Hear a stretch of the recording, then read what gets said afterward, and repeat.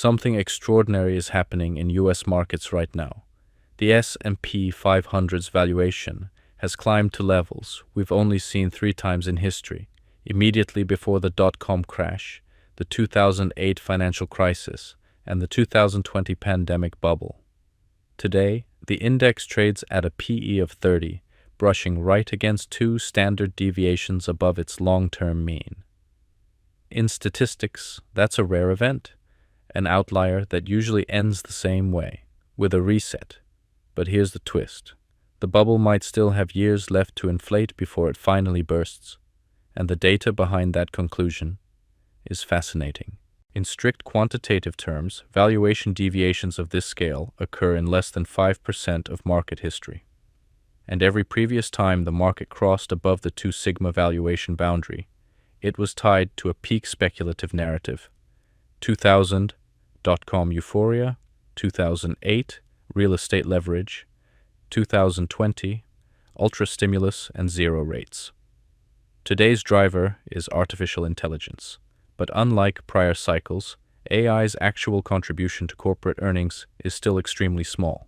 There's another extreme flashing red right now. The S&P 500 has remained above its 50-day moving average for 138 consecutive trading days, the 5th longest streak in market history.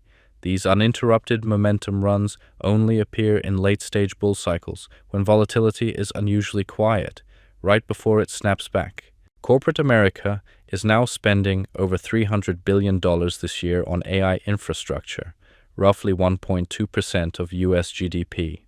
Nvidia, Oracle, Microsoft, and Meta have collectively added trillions in market capitalization, financed largely through new debt issuance tied to AI investments. Yet according to MIT's latest findings, 95% of these projects have produced zero measurable ROI so far. This is eerily similar to the late 1990s internet bubble, when companies borrowed heavily to build the digital future years before profits caught up. To illustrate how aggressive this move has become, look at Google's chart using our percentage distance from EMA indicator. Google recently traded nearly 78% above its long-term exponential moving average, a level typically only seen during pre-climax bubble phases. When price stretches that far from trend, one of 2 things must happen. Earnings rise to justify the price, or price mean reverts back to the trend. Historically, number 2 happens far more often. But here's what most investors misunderstand. Bubbles don't pop because they become overvalued. They pop when liquidity tightens. During the dot-com era, the Nasdaq continued rising parabolically for nearly 3 years after valuation models began flashing red. Today, the Federal Reserve is lowering rates again, adding fuel to speculation instead of removing it. From a quantitative standpoint, the AI melt-up may still have 12 to 24 months of runway left. There's another overlooked structural indicator. US equities have outperformed international markets for 15 consecutive years. Historically, leadership cycles last 10 to 15 years. We are already at the statistical edge of that window. And when global leadership finally rotates, the shift tends to be violent, not gradual. To measure how extreme the market truly is, we use our Z-score price probability indicator. Here's how it works. A Z-score measures how far the price is from its historical average in terms of standard deviations. Readings above +2 sigma means the index is more expensive than 97.5% of historical observations. Forward 1 to 2 year returns statistically drop.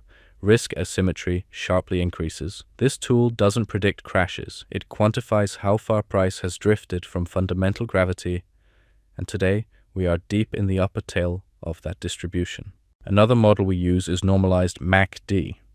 Traditional MACD shows momentum, but it doesn't tell you where that momentum sits in a historical statistical range. Our normalized MACD converts momentum into standard deviations, letting you see when momentum is unusually strong, when it's weakening from extreme highs, and when early sell signals emerge before price reverses. When MACD enters the +2 sigma zone and begins to flatten or diverge, historical drawdowns typically follow. We're watching 4 major signals for the next phase of this cycle. PE, breaking above 2 sigma, signals the terminal acceleration zone.